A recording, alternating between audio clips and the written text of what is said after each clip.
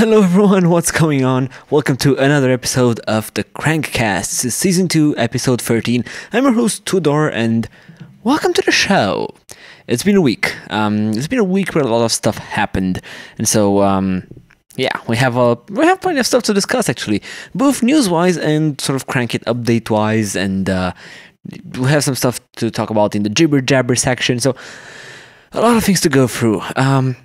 That being said, let's jump straight through the news topics and see what was the main stuff that happened this week. And actually, this time we only have 4, but I think there are 4 pretty interesting ones. So that being said, the first one, KTM officially announced the new 1290 Super Duke RR special edition motorcycle. And the second news is another bit of exotica because we have the new 2021 MV Agusta Superveloce lineup of the bikes, you know, of the retro-inspired bikes. So we have some MV Agusta news. Then we have some MotoGP news where Jack Miller and Iker Lecuona recently undertook arm pump surgery. So we're gonna talk about that one for a quick second. And then finally we have Dunlop, not Michael Dunlop, not out of Man TT Racer, but the motorcycle tire company. They launched a new tire, and usually I would definitely not comment on this, but they launched a street legal trials tire. So yeah, we had to talk about that one, but we're gonna talk about it later. That being said, let's take all the things in order, as we should. And so well, let me organize stuff around here because it's a mess. It's late. I didn't have time to organize that well for this podcast, but it's gonna be fine. Everybody, it's gonna be fine. Okay.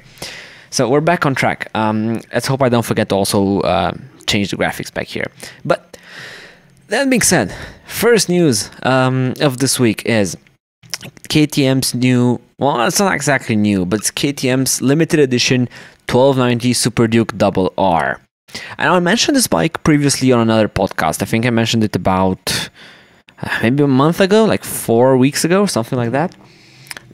And we talked about this bike and we had some spy shots back then, but now we have actual specs and actual data about it. So here's what we know about it so far. Weight is about 180 kilograms. That's pretty neat. Yeah, that's a really light package, and the engine produces 180 horsepower, so that gives it a 1-to-1 power to weight ratio. In a bike that already wanted to wheelie in basically any gear, you can imagine it's actually pretty mad, in the best way possible, of course. So yeah, 180 kilograms. Part of this is actually because of its carbon bodywork. Now, this is something that you could get on other Super Dukes as aftermarket parts, but now they come standard from KTM. So that should be honestly pretty cool, right? They're light, they look amazing. Going with this sort of weight reduction theme, we also have forged wheels, which are, from what I read, about 1.5 kilograms lighter, which might not seem like much, right? 1.5 kilos, but you have to keep into consideration that this is rotational mass. So you feel rotational mass much more than you feel like static mass, right? So having 10 kilos extra like on the rider will not feel as bad as having 1 kilo extra on the wheel, if it makes any sense. But yeah, that is lighter as well. But the party piece of this bike is actually not the engine, because the engine it's basically like in the standard Super Duke, not much of a difference there. The biggest change actually comes in suspension. So these new bikes comes with a full WP Apex Pro setup, that's front and rear. So the front is going to be a closed cartridge, fully adjustable suspension, and so is going to be the back. So this is an option from WP that you can only get on the special edition RR version. So you want the fancy bits, suspension bits? Well, you're going to have to pay up for it, you know, with this version.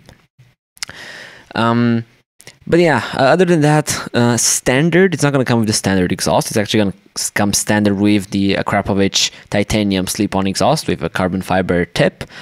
That's cool, but I bet you whoever's going to buy this bike is going to immediately go for the Akrapovic Racing Line exhaust, which is also available for this bike. These are the specs, really. There are some cool stuff, right? Like the suspension and stuff, but there are, and the like carbon fiber and stuff, but it kind of, look, I'm a KTM fanboy, right? But it kind of begs the question, is this bike actually that special? I mean, yes, they only make 500 of these, but is anything from here not replicable with mods? And I'm afraid not really. I mean, you could argue the suspension, but you can upgrade the standard suspension on Super Duke with aftermarket stuff as well. Carbon bits, you can put them on there. You can put lighter wheels on a standard Super Duke. It's not that hard, given some money, to upgrade your standard Super Duke to this RR version. Yes, they're only going to make 500, but I don't think this bike is actually that special. Do not get me wrong, it's going to be a bonkers bike. I mean, even the standard bike is a bonkers bike, so I imagine the RR is going to be even more bonkers. It's going to be an amazing bike to ride. I just thought it's going to be as special, right? It's not going to have that sort of that Ducati Desmo Sedici vibe to it, right? That exclusivity that you get with a bike like that.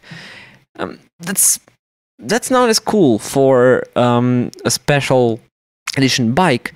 But that being said, a Super Duke RR is going to be a cool bike no matter what. You know? So it's sort of a bit of a give and take here. I guess it kind of depends a lot on the person who's going to buy this. But yeah, this was the KTM, and now we're going to need to go to the second bit of the news. And oh no. Oh no, I cannot,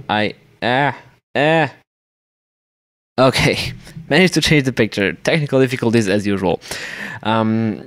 But the second bit of news is actually coming from Italy, and it's MV Agusta's launch of the new Superveloce line for the 2021 models.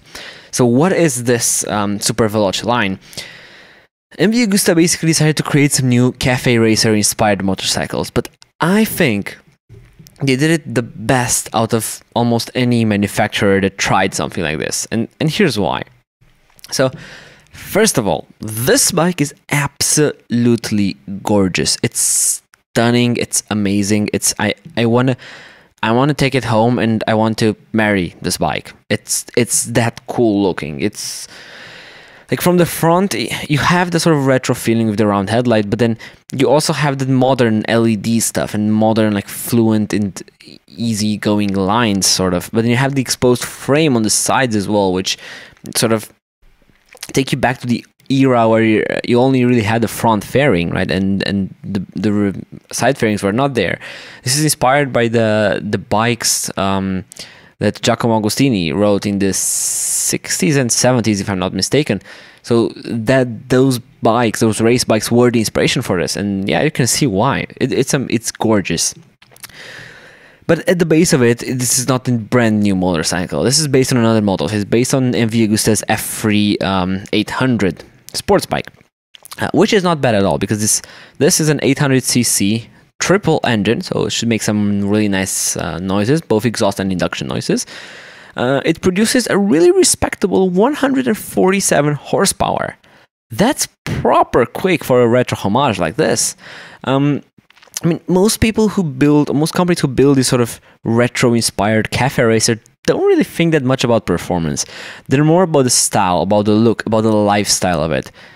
Not MV. MV decided to go balls to the walls and say, like, hey, we're gonna give you the most bonkers sports bike, because at the end of the day, a cafe racer, that was the purpose of a cafe racer, to race to places.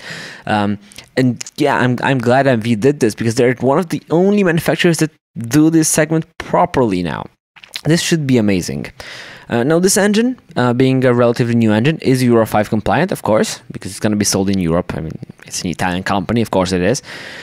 So they will offer, like, they did a really good job on the engine, but in theory, they will do a really good job on the handling as well. This was a main focus of it, because so they stiffened up the chassis starting from the F3, and then you have all the electronics you would expect. So you have traction control, you have wheelie control, blah blah blah, all of this stuff. And all of this doesn't matter. So we don't know price, and I don't think that matters that much, but we don't know price. But it doesn't matter, because what you're seeing down there is the S model, and one of the standout features of the S model is going to be a special livery, a white and gold livery. And I think I just finished in my pants. It's so beautiful.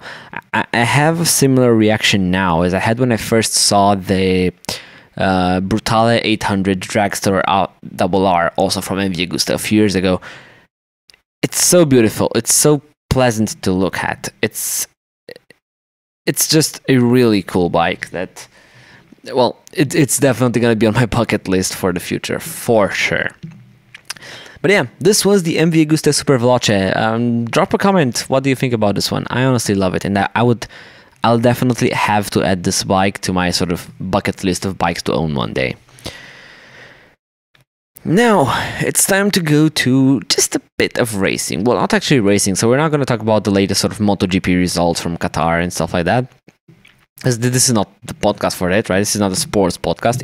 If something amazing happens, sure, we're going to talk about it, but yeah, not this time. But we're going to talk about racing, but we're going to talk about Jack Miller and actually Iker Lecuona getting surgery. They both underwent surgery recently. They underwent a thing called arm pump surgery. Now, what exactly is arm pump for the people who maybe aren't aware of this? This is a thing that's been more relevant in MotoGP in the past years, but you hear about it a lot more in a sport like motocross, for example. So, on a bike, a lot of things that you do with your hands, right? And then there's a lot of pressure going to it. And arm pump is basically a feeling you get when you're completely exhausted in a way. So imagine on a motocross bike going through whoops. Like if you go through whoops like for half an hour, your arms are going to be destroyed, and that's sort of what arm pump what arm pump is. Like technically speaking, like medically speaking, it's fairly simple to explain, right? So you get a lot of blood pumped into your muscles, but then your muscles can only contain so much blood, and that's when basically it starts to get painful. And then this is the thing with arm pump. And so these riders underwent surgery. Now, at least for Jack Miller, recovery should be fairly quick. So he should be recovered for the next Grand Prix, which I think is Portimao.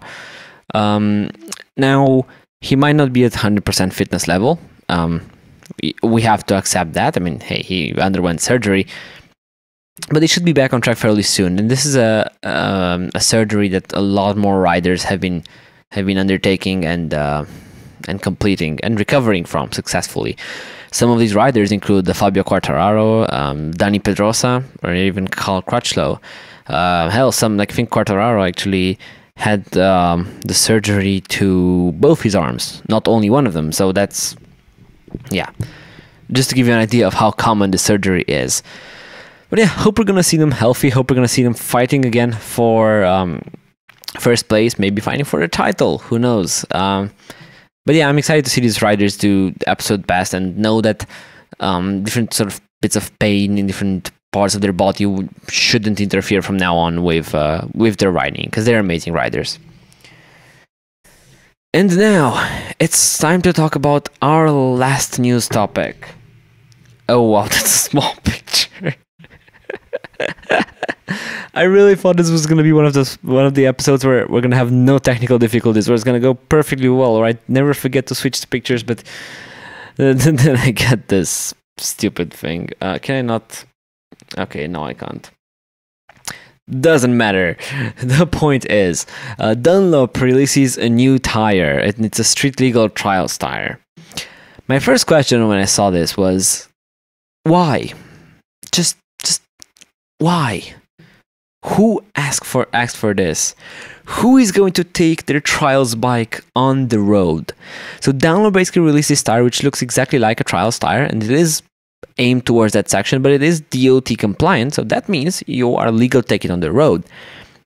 My issue with this is that even if your tire would be legal to take on the road, do realize that trials bikes don't really have seats. I'm not talking about headlights. I'm not talking about turn signals, about other lights in the back, about emissions, stuff like that. No, I'm not talking about any of those. Trials bikes do not have seats. That will never be road legal.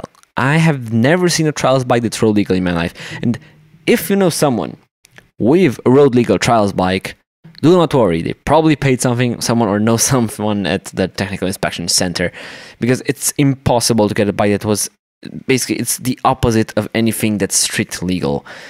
So it boggles my mind how someone thought that making a tire for this that makes a bike street legal would be a good idea, because those bikes will never be street legal. Maybe I'm missing something. Like, I know, for example, that there are a bunch of dual sport riders that enjoy these sort of tires because they're really grippy off-road. But then the problem with that is that, yes, you have a lot of grip then on slow technical sections, but your tire is going to run out so fast because of all that grip you have in the off-road, because it has to be a soft tire that you're going to run through tires like there's no tomorrow. And it's not going to be good on the road, and even then you're going to have some compromise for off the road. So I'm struggling to really understand the purpose of this tire. Like, who is it actually made for? Who will use this?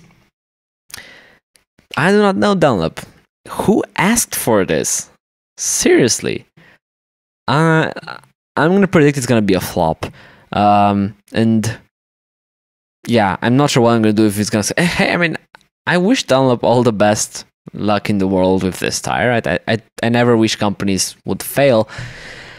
But in this case, I find it kind of hard to see how this could be successful, how this could be a good idea.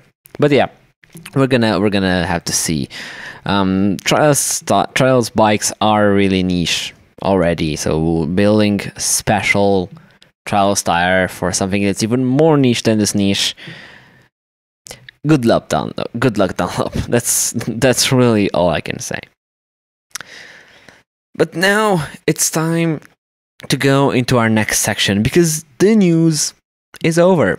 This was it. This was the most important things that I could talk about from this week.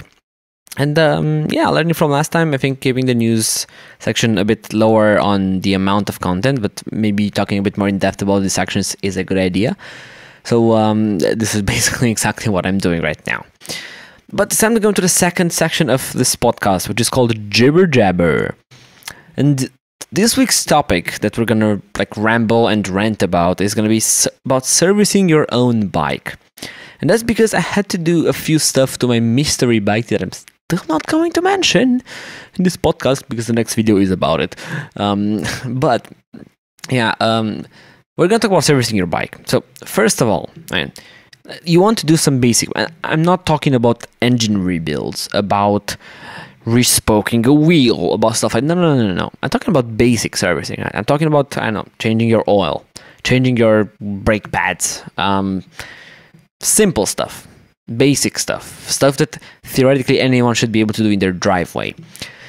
And it kind of makes sense to start doing stuff like that, especially if you are passionate about motorcycles and if you're into this sort of not only sport but into this domain. So first time you do anything will be the hardest. So if you see a tutorial on YouTube on removing your brake pads, if the tutorial is 5 minutes long, it's probably going to take you half an hour.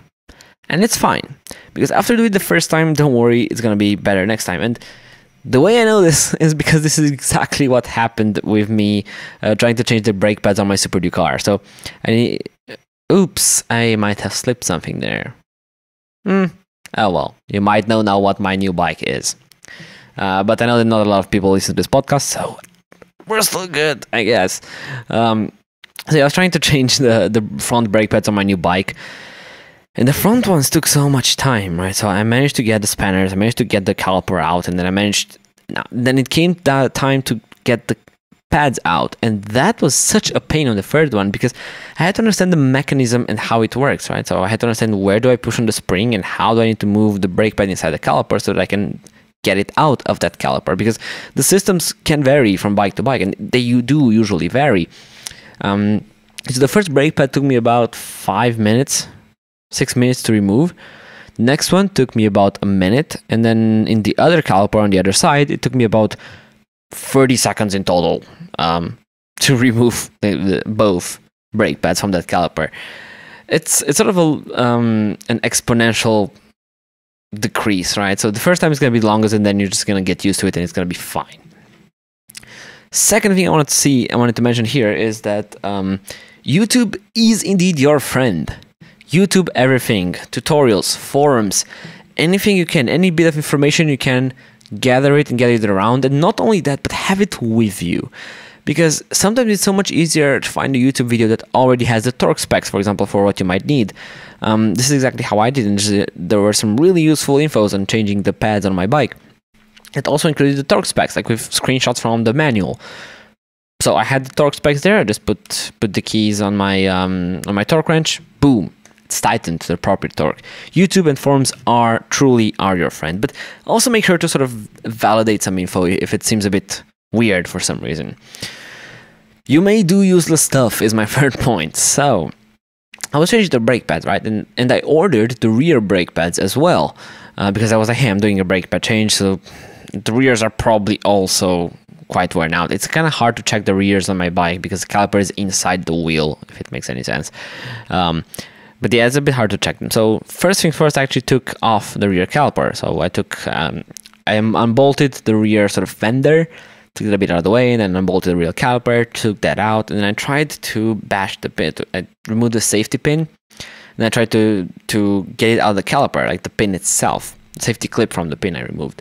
So I had to remove the pin itself.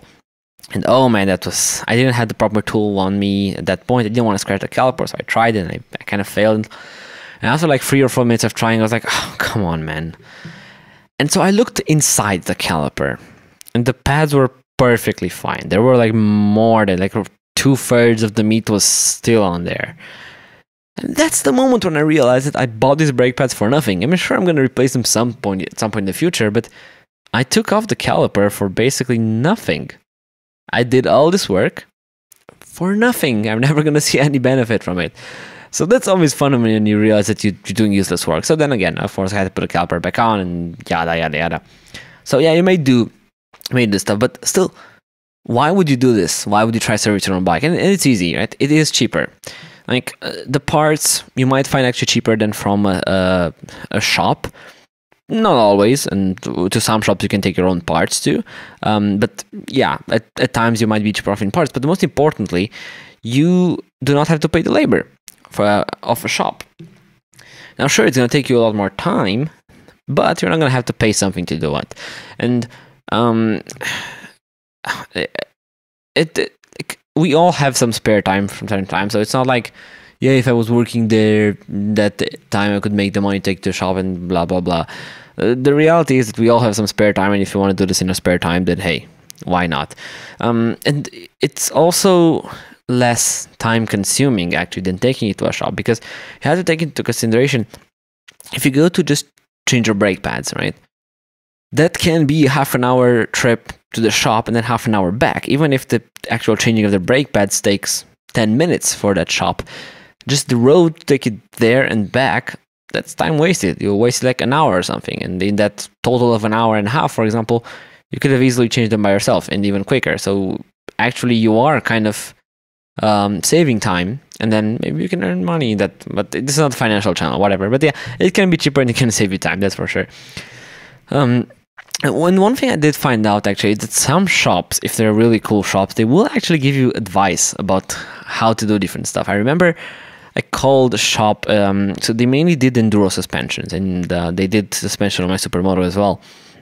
They mainly did these enduro suspensions, and I called them. I had a Ducati Monster 600 back then, and I had an issue with the joint between the frame and the front forks with the stem.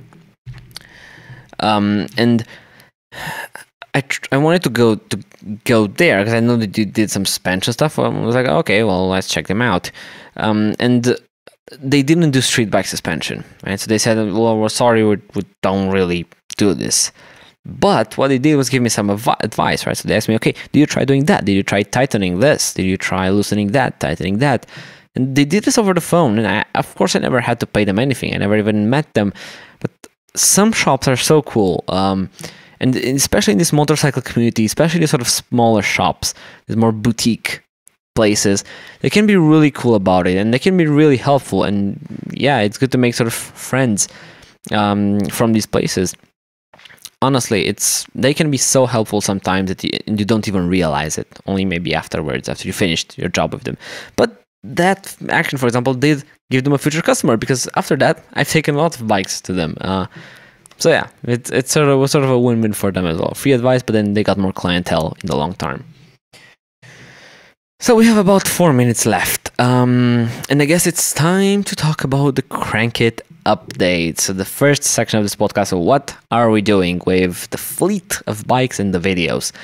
So let's start with the Supermoto because that's a bit more interesting. So the shop had started working on the Supermoto, and then the second day they actually called me, hey, yeah, can you come to the shop? Because can you come to the shop?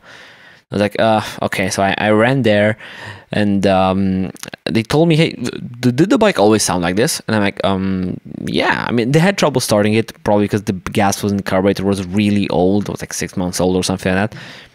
But even then, like, they managed to start it, and they were like, yeah, this is not normal, right?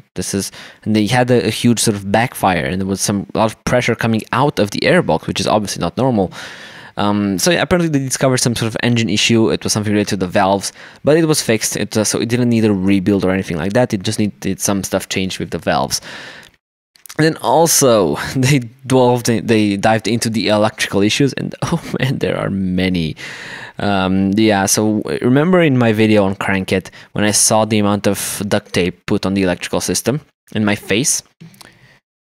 Well, yeah. This was them right now, and yeah, I mean, they are good. So they have one really good electrician over there, so they should definitely fix all my issues and put it properly so it's not a huge fire hazard. But I kind of expected this. I kind of expected some stuff to go wrong, but hey, I give them sort of a free hand. Like, look, do whatever you think is best. I want this bike to be as good as possible. Just do whatever you think is best, and I'm good with that. So yeah, they're completely redoing the electrical system, and they also serviced my engine a bit. Also, yesterday, I think, yeah, I filmed the intro for the new video, and actually this weekend I plan on filming a lot of this new video. I'm gonna make basically, I'm gonna spare a day, film as much as I can from it. I'm not gonna be able to film the entire thing at once. I don't think so, at least. But oh, Siri, what the? Well, Siri activating right there. But yeah, so we're going to try to film the next video, and maybe by next week we should have a new KRANKiT video, and then we should start pumping videos a bit more often, because riding season is here. I mean, I say that, but it just started snowing outside again. Like, it's bloody April. I don't understand this. I don't understand how weather works at this point. But yeah, and then I also replaced the hose, the breather hose for the tank in my KTM Enduro bike, and then also fixed some plastics with zip ties, because hey, it works, right? I broke the plastic last time when I threw the bike onto a rock, so yeah, I fixed it with zip ties. That was it for this episode. Thank you very much for tuning in. Now, don't forget to maybe, if you enjoyed this video or this podcast, leave a 5-star review on Apple Podcasts or on Spotify or wherever you're listening to this, or maybe even leave a like if you're on YouTube. Comment down below with feedback. I'd love feedback. And do not forget that we have a main YouTube channel where we post motorcycle films. That's called KRANKiT. We also have an Instagram, that's crank.it, and then we have a TikTok, which we're really active on lately, and I plan on staying that way on TikTok. It's crank_it. Yeah, these are all the social media plugs, and until next time, have a good one. Bye.